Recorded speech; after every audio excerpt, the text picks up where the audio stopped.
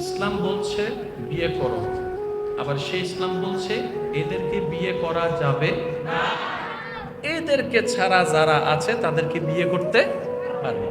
এবার শুনতে একটু খারাপ লাগলো, একটু বলি যাতে বুঝতে পারি। একটা সময় যখন ইসলামের বিধানটা তেমন ছিল না, যার তার সাথে বিয়ে করত, যার যেমন ইচ্ছা তেমন করত। জানি না বিয়ে শব্দটা ছিলই কিনা, এত আনুষ্ঠানিকতার যে একটা ফর্মালিটি, সৌন্দর্য, আমরা এক পর্যায়ে গিয়ে বলি উনি হাজব্যান্ড, উনি ওয়াইফ, উনি স্বামী, উনি স্ত্রী, এই শব্দটাও ছিল কিনা আমাদের জানার মধ্যে নাই। ইসলাম এসে এমন একটা ফর্মালিটি চালু করেছেন যে সমাজ একটা পরিচয় গ্রহণ করছে, এটা স্বামী, এটা স্ত্রী, পবিত্রতার বন্ধন সৃষ্টি করে দিয়েছেন। ধর্মের নাম ইসলাম। বলেন ধর্মের নাম ইসলাম। ইমানদার ভাইরা একটু খেয়াল করবেন,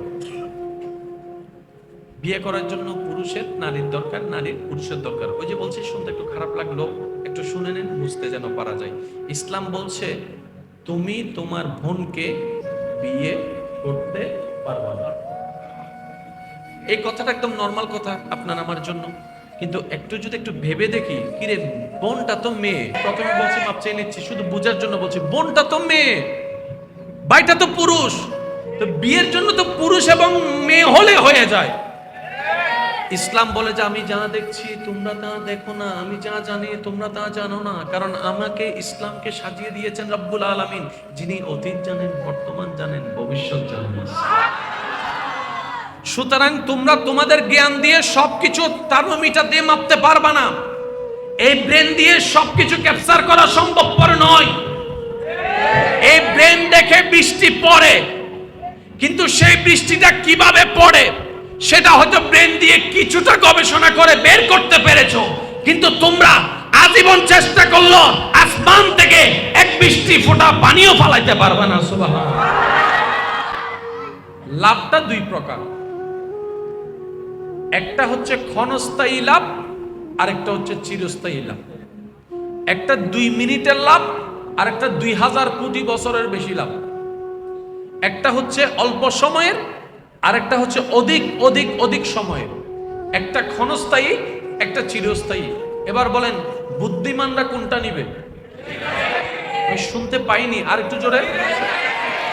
এই কথায় কারো কোনো দ্বিমত নাই যে লাভটা চাই প্রথম কথা, তাও কিন্তু চিরস্থায়ী চাই, মিন্স আমরা চিরস্থায়ীটা চাই। এই কথায় যারা যারা একমত আছেন ডান হাতটা তুলে দেখাই, একবার বলেন মারহাবা। আর একটু জোরে বলেন। সেই বিষয়টা আমাকে দেওয়া হয়েছে, ওই বিষয়টা বুঝতে গেলে আগে এই লাভ লসের বিষয়টা বুঝতে হবে। এবার বলেন বুদ্ধিমানরা কি লাভ নিবে না লস নিবে? আর একটু জোরে বলেন না, কোনটা নিবে, ক্ষণস্থায়ী না চিরস্থায়ী? এইবার আমরা সবাই জানি প্রত্যেকটা পরিবারে একজন মুরব্বীর দরকার হয়। মুরব্বী যদি প্যারালাইসিসও হয় তারপরও বরকত। একজন মুরব্বী মাথার উপর থাকলে অনেক কিছু সমাধান হয়ে যায়, অনেক কিছু সমাধান হয়ে যায়। কথা বলছে সিলেঙ্গা ভাষা হতে ফুরান চাইলে, ফুরান চাইলে বাতে বাড়ে, ফুরান চাইলে বাতে বাড়ে। হ্যাঁ, এবার আসে এই মুরব্বীটা কি কাজটা করে ভাইয়া?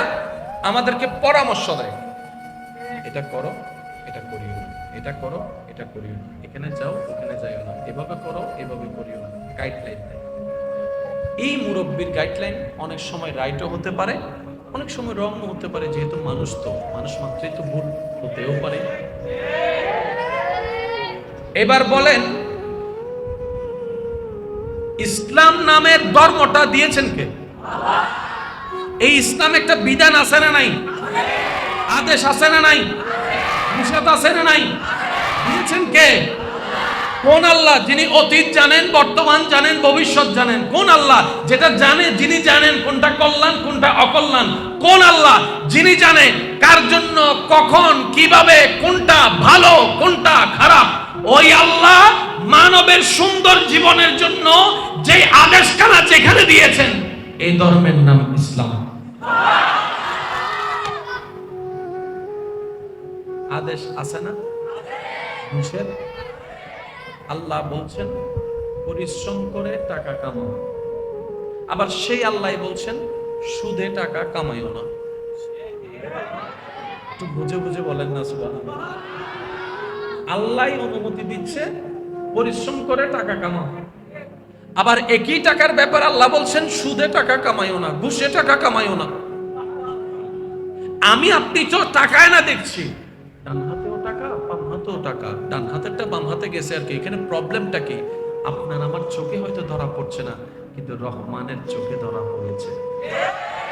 রহমান দেখছে এই টাকাটা আমার বান্দারা এখানে ফেল হয়ে যাবে না বুঝে, তারা মনে করবে ডান হাতও 1000 টাকা বাম হাতও 1000 টাকা, এখানে মহামারী ক্ষতি কি? রব বলেছে না না, তোরা বুঝবি না বলে তো আমি আল্লাহ আমার নবীকে দিয়ে তোদেরকে আদেশও দিয়ে দিলাম, নিষেধও দিয়ে দিলাম। তো তোদের যেহেতু বেশি বুঝ নাই, তোদের বুঝটাও অনেক সময় 80% ভুল হয়ে যায়, 10% হয়তো মাঝে মধ্যে রাইট হতেও পারে, কিন্তু আমি আল্লাহর আদেশের মধ্যে তো কোনো ভুল নাই, নিষেধে কোনো ভুল নাই। একটা কাজ কর, চোখ বন্ধ করে আমার এবং আমার নবীর হ্যাঁ এ হ্যাঁ মিলা, না এ না মিলা, প্রত্যেকটা কাজ তোদের জন্য বরকতের বরকত হয়ে যাবে।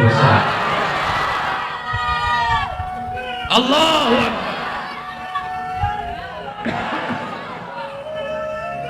এবার অনেক ভাইরা বলবেন ভাইজান অনেক জায়গায় এরকম পড়ে, অনেক জায়গায় কৃত্রিম ভাবে ব্যাগ করে বৃষ্টি ফেলায়। আমি শ্রদ্ধার সাথে একটা কথা বলবো, বৈশাখ মাসের গাছের আম আর 12 মাসের আম এক নয়। আমি কেন বলবো, আপনারা বলেন না রে ভাই? বৈশাখ মাসে আম, এই আমের স্বাদ, এই আমের রং, এই আমের ফ্লেভার, আর 12 মাসের পাওয়া আম, জোরে বলেন। দেশি কুড়ো, নদীর মাছ, ফার্মের মাছ। আমি কেন বলবো, আপনারা একটু বললে তো সুন্দর হয়। একরকম নাকি বেশ কম আছে?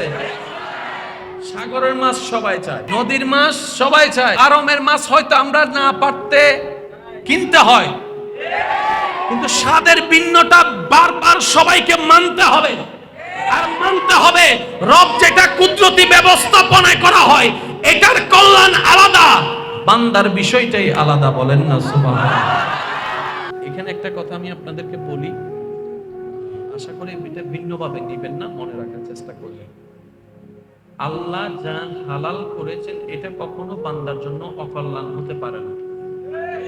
আবার শব্দটা বলছে একটু খেয়াল করবেন, আল্লাহ তাআলা যা সৃষ্টির জন্য হালাল করেছেন এটা কখনোই কখনোই কখনোই অকল্যাণকর নয়। কিন্তু আমরা দেখি বিভিন্ন বিশেষ বিশেষ কারণে গিয়ে আমাদেরকে বলা হয় গরুর গোশত না খাইতে। তো আল্লাহ যেটা হালাল করেছেন সেটা আবার হারাম হচ্ছে কিভাবে? এখন ডাক্তার পরামর্শ দেয় কেন আমাদেরকে? খারাপের জন্য না ভালোর জন্য? আমরা গরুর গোশত খাইলেও ডাক্তার ভাইয়ের কি, না খাইলেও ডাক্তার ভাইয়ের ক্ষতি কি? লাভ ক্ষতি নাই, কিন্তু উনি পরামর্শ দিচ্ছেন আমাকে আমার ভালোর জন্য, আপনাকে দিচ্ছেন আপনার ভালোর জন্য। এবার ডাক্তার ভাইকে যদি জিজ্ঞেস করি, ভাই উনার তো ভুনা গোশত বড় পছন্দের, মেজবাইনে গোশত তো আচ্ছা কথা বলেন আরো জোরে বলেন, রসালো রসালো গরুর গোশত তো সে দেখলে আপনার জিভে জল চলে আসে মতো, এত লোভ করে, আপনি তার মতো একজন মানুষকে ডাইরেক্ট বলছেন গরুর গোশত না খেতে। তখন ডাক্তার ভাই বলবে রাগ করিও না, আসলে ওর শরীরের ক্যাপাসিটির সাথে বর্তমানে গরুর গোশতের সেই ক্যাপাসিটিটা মিলছে না, এটা তার জন্য বেনিফিট হবে না, কোলেস্ট্রল বেড়ে যাবে, হার্টের সমস্যা বেড়ে যাবে, এটার সমস্যা বেড়ে যাবে, ওটার সমস্যা বেড়ে যাবে। এবার সে ভাই ভাবতে লাগলো যদি আল্লাহ এটা হালালই করেন, এটা আজকে আমার জন্য ক্ষতির কারণ হলো কেন? কারণ আমি তো জানি আল্লাহ যা হালাল করেছেন এখানে কল্যাণ আর কল্যাণ, অকল্যাণ থাকতে পারে না। এবার আমার ভাই মিল খুঁজে পাচ্ছে না, মিল খুঁজে পাচ্ছে না, মিল খুঁজে পাচ্ছে না। হঠাৎ করে একদিন রাত্রেবেলা ঘুমাতে গিয়ে উনি এতটুকু বিশ্বাস করেছেন আল্লাহ যা হালাল করেছেন এটা অকল্যাণকর নয়, কল্যাণ। নিশ্চয় বেদালটা আমার ভিতরে কোন একটা জায়গায় আমি ফল করছি, আল্লাহর হালাল কখনো ফল হতে পারে না। উনি গবেষণা করে করে দেখলেন, হঠাৎ করে ওনার মাথায় আসলো আচ্ছা আল্লাহ হালাল যেমন করেছেন এটা যেমন সত্য, কিছু নিয়মও তো বেঁধে দিয়েছেন, এটাও তো সত্য। আল্লাহ খাবারের জন্য তো 3 বেলার নিয়ম 3 রকম করে দিয়েছেন, এটাও তো সত্য। আর যে প্রাণীর গোশতকে হালাল করেছেন, এই প্রাণীকে লালন পালনের নিয়মও তো আলাদা করে দিয়েছেন। এবার আমার ভাই যখন চিকিৎসা বিজ্ঞানের ছায়াতলে যখন গবেষণা করতে লাগলেন, তখন আমার ভাই একজন ডাক্তারকে প্রশ্ন করলেন, ডাক্তার মশাই, আমাদের যে গোশতর যে আমিষের দরকার, এটা কোন ধরনের গোশত হলে, কোন ধরনের পশুর গোশত হলে আমাদের জন্য এটা বেশি ভালো হয়? তখন ডাক্তার পরামর্শ দেয়, যদি গরুটা হয়, ছাগলটা হয় এমন পরিবেশের যেখানে সে নিজে রানিং করে করে দৌড়ায় দৌড়ায় ঘাস খেয়েছে, ওই গরুটাই কল্যাণকর, ওই ছাগলটার গোশতই কল্যাণকর। যেটা ওই যে গ্রাম অঞ্চলের ভাষায় বলি, গ্রাম অঞ্চলে খোলা মাঠে রোদের মধ্যে, রোদের আলো ভিটামিন ডি এর মধ্যে সুন্দর করে চলে চলে ব্যায়াম করে করে, শরীর হাত পা লেড়ে লেড়ে ব্যায়াম করে করে তাজা তাজা ঘাস খেয়ে যে শরীরটা বানিয়েছে, ওই শরীরের গোশতটা তোমাদের জন্য সবচাইতে বড় উপকারী। এবার আপনি আপনার জ্ঞান দিয়ে, আমি আমার জ্ঞান দিয়ে, আমরা আমাদের জ্ঞান দিয়ে যদি গবেষণা করে দেখি, বেশিরভাগ গরুর গোশত আমাদের কাছে যেটা আসে সেটা হচ্ছে এমন গরু যেটা সারা দিন এক জায়গায় বন্দি অবস্থায় থাকে, হাঁটার সুযোগ পায় না, বসার সুযোগ পায় না, ঘাস খাওয়ার সুযোগ পায় না। যার কারণে ওই ফার্মের মুরগি যেমন, ওই গরুও তেমন। যার কারণে সেটা আমাদের লাভের চাইতে বেশি ক্ষতি হয়ে যাচ্ছে। আল্লাহর হালালে কোনো ক্ষতি নাই, শ্রদ্ধার সাথে বলি, আল্লাহর হালালে ক্ষতি নাই। ওই হালালটাকে আমরাই আমাদের জন্য হারাম খাওয়ার ব্যবস্থা করেছি, এই অনিয়ম করে। কথা বলেন ঠিক কি না? হালাল না। এবার একই টাকাটা, ঠিক একই নম্বরের টাকাটা আমি আমার ভাইকে গিফট করলাম, ভাই আপনাকে হাদিয়া দিলাম, হালাল না হারাম?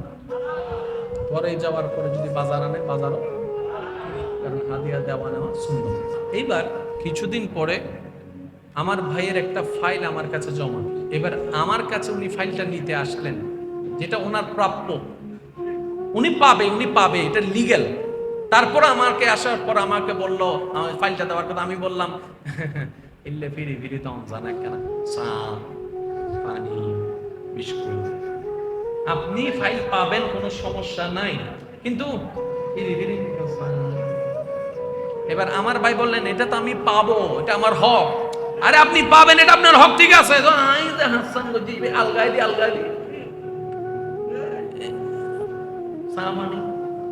এবার ভাই আমাকে এটা দিয়েছে। এবার বলেন হালাল না হারাম? আমি শুনতে পাইনি। মাইকের আবার যতটুকু যাচ্ছে, যারা লাভ বুঝেন তারা খেয়াল করেন, হালাল না হারাম? এবার সেই টাকাটা আমার পকেটে। পরে গেলাম, বাচ্চার মা বললেন বাজার শেষ। আমি বললাম লিস্টি করেন।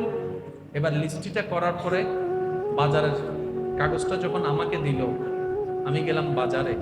বাজারে যাওয়ার পর লিস্টি আর টাকাটার সাথে নিয়ে গেলাম, ওই টাকার ভিতরে এই টাকাটাও ছিল। এবার যখন চাউলের লিস্টির জন্য দিল, চাউলের জন্য যখন কিনতে দিলাম, দোকানদার আমাকে 10 কেজি চাউল দিল, আমি দোকানদার থেকে দিলাম ওই টাকাটাই, যেটা কি, জোরে বলেন, সেটা কি, ওটাই দিলাম। আচ্ছা, এই চাউলটা কিনলাম কার জন্য? পরিবারের জন্য।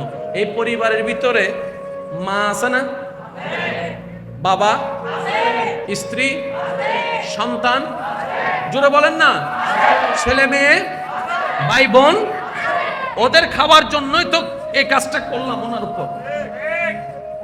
এবার সেই টাকাটার চাউলটা যখন ঘরে গেল, আপনার আমার সন্তান তো স্কুল থেকে আসবে, এসে বলবে যে মা ভাত দাও। এটা মা জানে কি জানে না? এবার মা কি করলেন, তাড়াতাড়ি সে চাউলটাকে চুলায় বসাইয়ে ভাত তৈরি করে ফেললো। এবার ছেলেটা এসে ভাতটা খেলো। ভাতটা খাওয়ার পর আপনারা সবাই জানেন, খাবার যখন পেটে যায়, এই খাবারটা সব বাথরুম হয় না, কিছু রক্ত হয়, কিছু ক্যালসিয়াম হয়, জোরে বলতে হবে, খাবারটা সবকিছু বাথরুম হয় না। এবার সেই রক্তটা সাপ্লাই হয় কোন জায়গা থেকে? হার্ট থেকে, এই জায়গা থেকে, যেখানে ভালোবাসার স্থান আছে, যেখানে মায়ার স্থান আছে, যেখানে শ্রদ্ধার স্থান আছে, যেখান থেকে সংসার টিকার জন্য মায়ার দরকার, শ্রদ্ধার দরকার, সম্মানের দরকার, আর সেগুলো আসতে হয় এখান থেকে। আমি 500টা টাকা ইনকাম করতে গিয়ে কি যে মারাত্মক ভুল করলাম, আমার সন্তান যার থেকে আমি শ্রদ্ধা চাই, তার অন্তরে আমি বিদ্বেষ ঢুকানোর ব্যবস্থা করে দিলাম। মায়াটা আর আগের মতো কাজ করে না, যার কারণে মাকে মার মতো সম্মান দেয় না, বাবাকে বাবার মতো সম্মান দেয় না। ওই 500 টাকায় আমার 5 কোটি টাকা লস করে দিয়েছে। এবার বলেন লাভ না লস? এটা আমার পক্ষ থেকে আপনাকে গিফট দিলাম। লাভ না লস? আমরা চাই কি? তাহলে আপনাকে আমাকে যদি লাভ বুঝি, তাহলে এটা থেকে বাঁচতেই দ্বিতীয় কোনো অপশন। আমি জানি আজকে আমি যাওয়ার পর অনেকে আমাকে গালি দিবে, দিলে তো অগো ভাই আর কোনো আপত্তি নাই, তবে একটা আবদার আছে, যদি আল্লাহ তোমার দয়া করে জান্নাত দিও ভালাই আর একখানা লই যাই। হ্যাঁ হিসাব ক্লিয়ার, গাইল টাইল যা দাও দি ফেলো, গাইল টাইল দিয়ে আবার বাইরে বেড়াই ধরো। এইসব সুন্দর নবা গাইলেও দিবে আবার সাই না তো কেউ যাবে আবার আর জামিলে আছে, যা করার গড়ি ফেলেবে, গড়িয়ে শেষ করে মাথাটা নই না। আচ্ছা ভাই আয় দুইজন মিলে কোতর ভাত খাই, মানে যে দেখি রে হন্ডলে ফজর মাইর ফির করে রাতে বই ভাত খাই। সুন্দর না বাজে, দেখতে তো সুন্দর লাগে। জামাই বউ পুত্র হচ্ছেও না, আবার মিলি যায় না। বউয়ে ভুল করলে জামাইটা হতে যায়, জামাই ভুল করলে বউ দিন। আচ্ছা ওই তো পর কেন গরিবে আর ভুল তো এখন কি আমায় চূড়া চাইবে না, বউয়ে হদিন আগে নো বুঝকা উদারার সামনে আর কাল দিও দে এত তোর মাথার নোয়া আসিল ওয়া ডার্লিং মাথার তাইলে কি আর গাল দিতাম না যেন মাথার তো জামাই কল উনিরা হন মাথার তাইলে কি আর গাল দিতাম না। কি বাজ করিবে নাকি? না সমস্যা ওয়া আই কিন্তু ওয়াইজ করতাম নয় ক্লিয়ার আগার হতা যা ওয়াইজ করো না কত বছর করি ফেলাই সে কত বছর হন নাছিলেন। সবার চাওয়া জান্নাত না, আল্লাহ জান্নাতটা বানাইছে আমাদের জন্য। আল্লাহ জান্নাতটা বানাইছে আপনার জন্য। আমরা যাব না কেন? আমরা যাব না কেন? আল্লাহ নিয়ামত রাখছে আমাদের জন্য, নিব না কেন? আল্লাহ শান্তি রাখছে আমাদের জন্য, নিব না কেন? বলেন আমাকে। আল্লাহ রহমত রাখছে আমাদের জন্য, নিব না কেন? নিব না কেন? নিব না কেন? আল্লাহ না আমাদের জন্য দিচ্ছেন এগুলা, আমরা আসলে নিতে জানি না, চাইতে জানি না, রাখতে জানি না, ধরে রাখতে জানি না। দোষ আমাদের। আমার কথায় যদি কেউ কষ্ট পেয়ে থাকেন সরে যেতে পারেন, সমস্যা নাই। তবে আজকের কষ্টটাকে যদি আপনি শক্তি বানিয়ে ফেলতে পারেন, হয়তো আগামী দিন আপনার জীবনটা এর চেয়েও বেটার থেকে আরো বেটার হয়ে যাবে। এবার আমি কথা বলছি কার? জোরে বলেন না কার? আমি কথা বলছি আল্লাহর, আমি কথা বলছি রাসূলের, আমি কথা বলছি ইসলামের। তাহলে এখানে ব্যক্তির কোনো বিষয় নেই, এখানে আপনার আমার কোনো ব্যক্তি কেন্দ্রিক বিষয় নেই। আল্লাহ এবং রাসূলের কথাই চূড়ান্ত কথা, এর উপর আর কোনো কল্যাণকর কথা হতে পারে। যারা লাভ চান তারা শুনুন।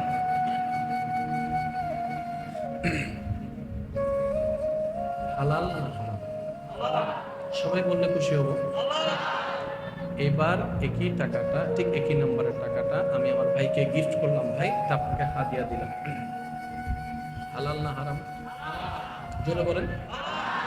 ঘরে যাওয়ার পরে যদি বাজার আনে বাজারও, কারণ হাদিয়া দেওয়া নেওয়া সুন্নাত। বলেন সুবহানাল্লাহ। এইবার কিছুদিন পরে, ভাইয়া মনোযোগ মনোযোগ, কিছুদিন পরে আমার ভাইয়ের একটা ফাইল আমার কাছে জমা। এবার আমার কাছে উনি ফাইলটা নিতে আসলেন, আশা করি বোঝার চেষ্টা করবেন। ফাইলটা আমার কাছে নিতে আসলেন, যেটা ওনার প্রাপ্য, উনি পাবে, এটা লিগ্যাল। তারপর আমাকে আসার পর আমাকে বললো ফাইলটা দেওয়ার কথা। আমি বললাম ইল্লে ফিরি ফিরি তখন জানা কেন চা পানি বিস্কুট, আপনি ফাইল পাবেন, কোনো সমস্যা নাই, কিন্তু এবার আমার ভাই বললেন এটা তো আমি পাবো, এটা আমার হক। আরে আপনি পাবেন, এটা আপনার হক, ঠিক আছে।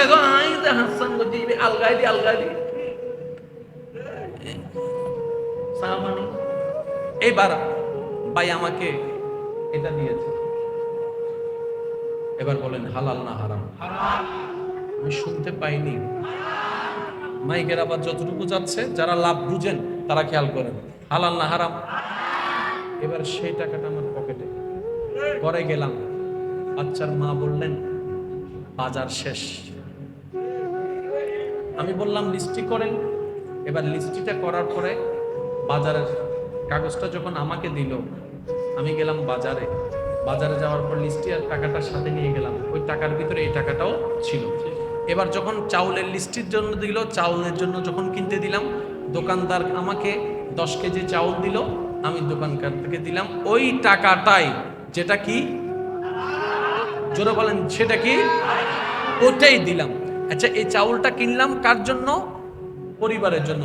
এই পরিবারের ভিতরে মা আছে না, বাবা, স্ত্রী, সন্তান, জোরে বলেন না, ছেলে মেয়ে, ভাই বোন, ওদের খাবার জন্যই তো এই কাজটা করলাম ওনার উপর।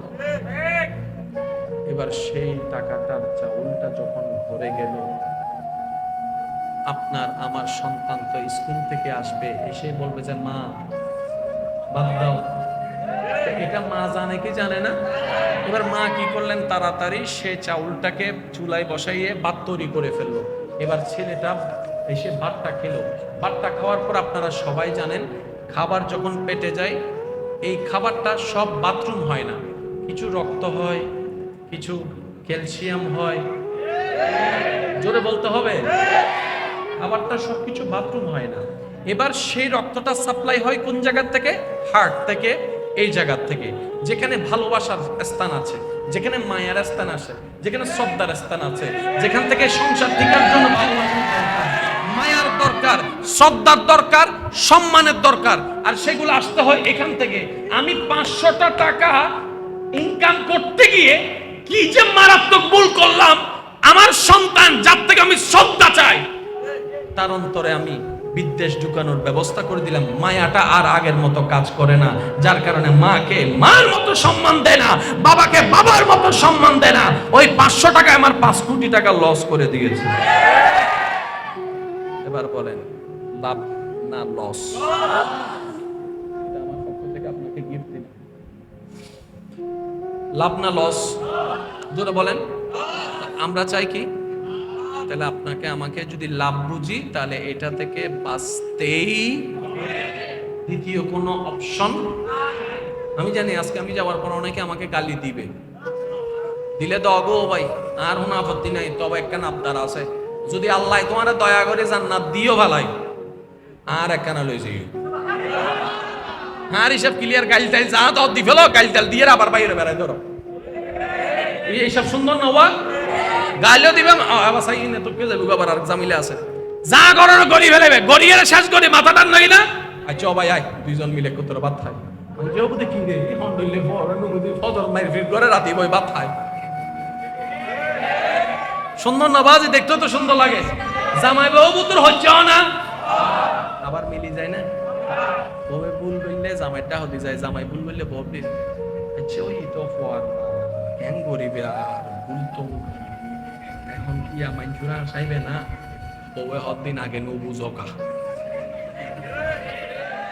উদারার সামনে আর কাল দিও দে, এত তোর মাথা নোয়া আছিল, ওয়া ডার্লিং